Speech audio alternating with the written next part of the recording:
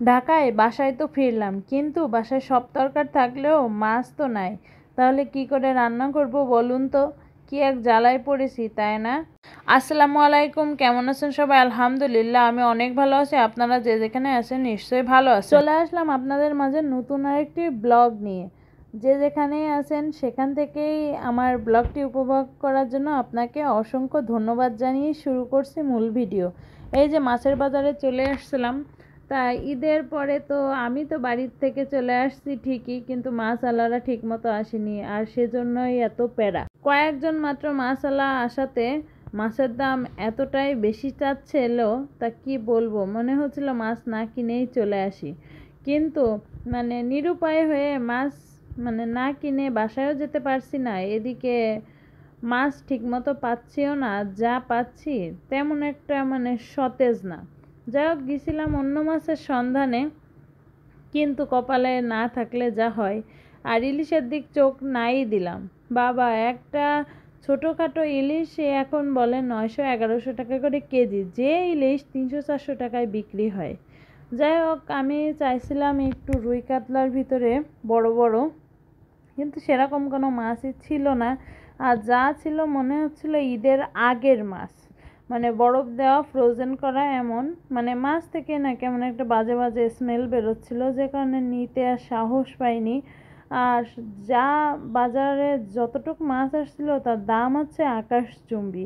ঈদের পরে একটা বড় সমস্যা থাকে ঢাকা শহরে, কারণ মাছওয়ালারা হয় বিভিন্ন জেলার, তারা ঈদ করতে সবাই চলে যায় ঠিকই, কিন্তু সাধারণ জনগণ চলে আসার পরেও সবাই কিন্তু সহজে আসে না, একটু লেটেই আসে। কারণ অনেক দিন পর বউ বাচ্চার কাছে যায়, গ্রামের ফ্যামিলির মানুষের কাছে, মা বাবা ভাই বোনের কাছে যায়, যে কারণে তারা অনেকটা সময় কাটিয়ে আসে। যে ভোগান্তি আমার। কিন্তু এই ছোটো মাছগুলো দেখে না আর লোভ সামলাতে পারলাম না। মাছ পাচ্ছি না ঠিক আছে, কিন্তু ছোটো মাছই নিয়ে যাই, কি আর করব। কিন্তু বলে না, ভাগ্যে যেটা আছে সেটাই হবে। আমার কাছে মনে হয় বর্তমানে সকল গৃহিণীকেই পারফেক্ট হওয়া উচিত। পারফেক্ট বলতে শুধু রান্না বাড়ায় না, প্রত্যেকটা গৃহিণীকে এখন ঘরে বাইরে সমান দক্ষতা থাকতে হয়। 50 বছর বা 100 বছর আগে আমরা দেখতে পাবো তারা শুধু রান্না বাড়াই করতো আর বাচ্চা পালন করতো, কিন্তু বর্তমানে আমরা যে যুগে বাস করছি সেখানে শুধু এই 2 টাকা যেই না এনাফ হয় না। কারণ বর্তমানের পরিস্থিতি সব কিছু মিলায়ে সংসারে স্বামী স্ত্রী দুজন মিলেই কাজ করতে হয়, হোক সেটা ঘরে বা বাইরে। কারণ এখানে বাচ্চা মানুষ করতে হলেও একা হাতে করতে হয়, কিন্তু আমাদের নানি দাদি বা তার আগের জেনারেশন যারা ছিল তারা এক একজনের 15টা 16টা করে বাচ্চা ছিল, কিন্তু তাদের এমন কষ্ট হয়নি আমাদের 2টা বাচ্চা মানুষ করতে যে পরিমাণ কষ্ট বা প্যারা হয়। তাই না? পুরা ঠিক বলেছি না বলেন তো? কে কে আমার সাথে একমত প্লিজ কমেন্ট করে জানাবেন। কিন্তু ঘুরতে ঘুরতে এই যে মুরগির মাংসের কাছে দেখলাম, মুরগির মাংস আমি না কখনোই এগুলো কিনিনি, তারপরও শখ হলো যে সবাই কেনে, একদিন কিনে দেখবো যে আসলে কেমন লাগে মুরগির এই মাংসগুলো। প্রায় মানুষ কেনে টুকটাক, ওই যে লটপটি বলে, লটপটি রান্না বা ভুনা খিচুড়ি টুকটাকের জন্য সবাই কেনে, আর এমনিও মাংস খাওয়ার জন্যও কেনে। সেজন্যই আমি আর কি কেনার জন্য আগ্রহী হই এবং কিছুটা কিনি। কারণ কি, জীবনে সব কিছু অভিজ্ঞতার দরকার আছে। যত বেশি জীবনে ধাক্কা খাবেন ততই অভিজ্ঞতা অর্জন করবেন। ধাক্কা না খেলে সে কখনোই অভিজ্ঞতা অর্জন করে না, আর যে ধাক্কা খেয়ে একবার অভিজ্ঞতা অর্জন করে তার জীবনে যে অভিজ্ঞতাটা আসে সেই অভিজ্ঞতাটা কখনোই কেউ কখনো তার দিতে পারবে না, না কোনো বই না অন্য কিছু। আপনাদের সাথে কথা বলতে বলতে বাজার থেকে কিন্তু আমি অলরেডি মাছ কিনে নিয়ে গেছিলাম। কিনে নিয়ে গেছিলাম বলতে কি, কেনা হয়ে গিয়েছিল। কি এক উল্টাপাল্টা বকছি বলুন তো? বলতে চাই একটা, হয়ে যায় আর একটা। ভয়েস দেওয়ার সময় এতটাই আমার বিরক্তিকর লাগে মাঝে মাঝে, তা কি বলবো, নিজের পরে না নিজের রাগ হয়। তারপরে আপনাদের বাইরে তো খুঁজেই পাচ্ছিলাম না যে কোথায় গেল কোথায় গেল। কারণ মেয়েটা গরমের জন্য আর কি নিয়ে বাইরে দাঁড়িয়েছিল, তো মেয়েটা চিপস খাওয়ার জন্য খুব কান্নাকাটি করতেছিল, তাই ওকে একটা চিপস কিনে দিলাম। কিন্তু ঘটনার টুইস্ট হচ্ছে এখানেই, চিপস কিনে তাকে প্যাকিং করে অলরেডি দেওয়া হয়েছে। এটা দেখুন, সুন্দরভাবে চিপস তার জন্য প্যাকিং করে দিচ্ছিল, কিন্তু সে দূর থেকে চিপসের পরিবর্তে ওই যে ছাতিওয়ালা চকলেট আছে সে সেটা দেখতে পেয়েছে এবং সে ওটা নিবেই, চিপস মোটেও নেবে না, চিপস হচ্ছে পচা। যাই হোক, মান সম্মানের সব কিছু খেয়ে পড়ে তারপরে আর কি তাকে আবার সেই সাথী চকলেটও দেওয়া হলো, কি আর করা, বাচ্চা মানুষ। আর তারপরে বাসায় এসে এই যে কলা ছিল, কলাটা কেটে নিলাম। আর হলুদ পানিতে ডোবানোর একমাত্রই কারণ, হলুদ পানিতে যদি কলা ডুবিয়ে রাখা হয় তাহলে দেখবেন কাটার পরে কলাটা কখনোই কালো হবে না।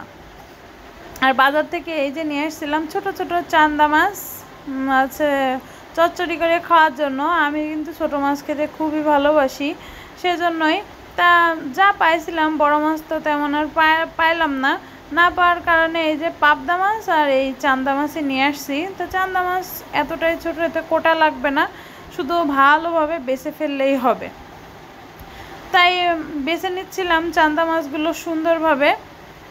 আমি যে এর ভিতরে ময়লা আছে কিনা, তেমন ময়লা থাকে না, কিন্তু ওই যে গাছের পাতা থাকে, কখনো এটা ওটা থাকে, তাই আর কি সুন্দরভাবে এখান থেকে সব কিছুই আমি ভালো মতো বেছে নিচ্ছিলাম। আর যারা কি বলবো কাটার ভয় পান, তারা চান্দা মাছও ভয় পান অনেকে, কিন্তু বিশ্বাস করেন এই চচ্চড়ি করলে এতটা টেস্ট, আর যদি হয় একটু ঝাল বেশি, তাহলে তো বলার অপেক্ষা রাখে না, এতটাই মজা হয়। আমার কাছে তো খুবই ভালো লাগে। পুরো এই পর্যন্ত আমার ভিডিওটা কার কোথায় কি ভালো লেগেছে প্লিজ কমেন্ট করে জানাবেন। আর যদি একটু ভালো লেগে থাকে তবে একটা ছোট্ট করে লাইক কমেন্ট করে যাবেন। আর অবশ্যই আমার চ্যানেলটা সাবস্ক্রাইব করতে ভুলবেন না। আপনারা অনেক কাজের প্রেশারে থাকেন আমি জানি, যে কারণে অনেক সময় ভিডিও দেখেই চলে যান, সাবস্ক্রাইব করতে ভুলে যান বা লাইক কমেন্ট করতে ভুলে যান। সেজন্যই মনে করিয়ে দিলাম আপনাদের এই ছোট্ট বোনের উৎসাহ বাড়ানোর জন্য আপনার একটা ছোট্ট লাইক সত্যি খুবই মানে কাজের প্রতি আরও উৎসাহটা আমার বাড়িয়ে দেবে। দেখ, পাবদা মাছ নিয়ে অত ঝামেলা নেই, এ তো কাটাও সহজ, রান্না করা আমার কাছে মনে হয় আরও সহজ। পাবদা মাছ কাটার থেকে রান্না করা আরও সহজ। কি আপুটা ঠিক বলেছি না বলেন তো? যাই হোক, বেশগুলোই তো ছিল পাবদা মাছ। তা আমি যে কটা রান্না করব আসলে সে কয়টাই উঠাই নিয়ে আগে কেটে নেব, বাকিগুলো আস্তে আস্তে কেটে নেব। আর পাবদা মাছ না অনেকেই কাটতে পারে না, তা আপনাদের সাথে আজকে আমি কীভাবে পাবদা মাছগুলো কেটে নিই সহজে, সেটাই আর কি শেয়ার করব। যারা জানেন তারা তো জানেনই, আর যারা জানেন না তাদের জানতে একটু সুবিধাই হবে। এই যে দেখতে পাচ্ছেন পাবদা মাছটা, এই পাবদা মাছের এই দুই যে কাটা থাকে, কাটার কিনারে ঠিক বটিটা বাঁধিয়ে হালকা একটু চাপ দিলে এক পাশ উঠে যাবে, আর এক পাশে এরকম হালকা চাপ দিলে উঠে যাবে, ব্যাস। এবার মুখের থেকে দাড়ি বলেন আর পেটের ভিতর থেকে হালকা কিছু ময়লা থাকে, পাবদা মাছের অত বেশি ময়লা থাকে না, যাক নাড়ি ভুড়ি যাই থাকে, যে টেনে পেট দিয়ে বের হয়ে যায়, আলাদাভাবে পেট কাটার কোনো প্রয়োজন হয় না। যাই হোক, এভাবেই আমি এক এক করে কিন্তু পাবদা মাছগুলো সহজেই সবগুলো কেটে নিব। পাবদা মাছ আগে ছোটোবেলায় দেখতাম এই মাছের সব থেকে মনে হয় বাজারের দাম বেশি ছিল, 300-350 টাকা, কিন্তু এখন বড় হওয়ার পর নিজের সংসার হওয়ার পর দেখি সেই পাবদা মাছের দামই মানে বাজারে সব থেকে মনে হয় কম, এমন একটা অবস্থা। 250-300 টাকায় অনায়াসে পাওয়া যায়। আর অন্যান্য মাছ 250-300 টাকা তো দূরে থাক, সব 400-500 টাকা করে কেজি, 600-700 টাকা করে।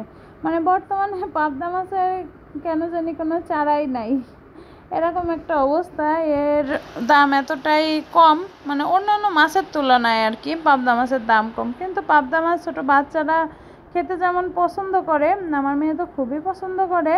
শুধু আমার মেয়ে না, ম্যাক্সিমাম বাচ্চারা পাবদা মাছ কি যারা একটু কাটা অ্যাভয়েড করে চলে, তারা কিন্তু পাবদা মাছ খেতে খুবই পছন্দ করে। যাই হোক, আপনাদের সাথে কথা বলতে বলতে কিন্তু আমি আমার মাছগুলো সুন্দরভাবে কেটে নিচ্ছিলাম। আর শিং মাছটা ভালো করে ডলে পরিষ্কার করব, এখনও ডলা হয়নি। এই যে শিং মাছটা ভালো করে পরিষ্কার করব, সেজন্যই আর কি এই কটা মাছ রান্না করলে আপাতত আমাদের হয়ে যাবে, সেজন্যই। আর এই যে লবণ হলুদ আমি মাখিয়ে রাখছি। আমি তেলের ভিতরে দিয়ে কিন্তু কড়াভাবে কখনোই পাবদা মাছ ভাজি না, জাস্ট তেলটা একটু বেশি গরম করে এপিট আর ওপিট, মানে আঁকাটা মানে শক্ত হবে না মাছটা। অনেকে আছে পাবদা মাছ রান্না করার আগে ভেজে পুরো এই ফ্রেঞ্চ ফ্রাইয়ের মতো করে ফেলে, আমি কিন্তু এমন করি না, জাস্ট এপিট আর ওপিট, মানে লবণ হলুদটা ঠিকঠাকভাবে যেন চলে যায়, সেজন্যই আর কি সেভাবে দিয়ে সুন্দরভাবে মশলা কষিয়ে ব্যাস রান্না করে ফেলি। এতেই কিন্তু স্বাদটা অনেক বেড়ে যায়। আপনাদের সাথে কথা বলতে বলতে আমার মাছ মাখানো তো হয়েই গেল। তা ভিডিওর শেষ পর্যায়ে চলে এসে ছোট্ট একটা অনুরোধ করব, ভালো লাগলে প্লিজ লাইক কমেন্ট শেয়ার করতে ভুলবেন না। আর আজকের মতো আপনাদের কাছ থেকে আমি বিদায় নিচ্ছি। সবাই ভালো থাকবেন, সুস্থ থাকবেন, নিরাপদে থাকবেন।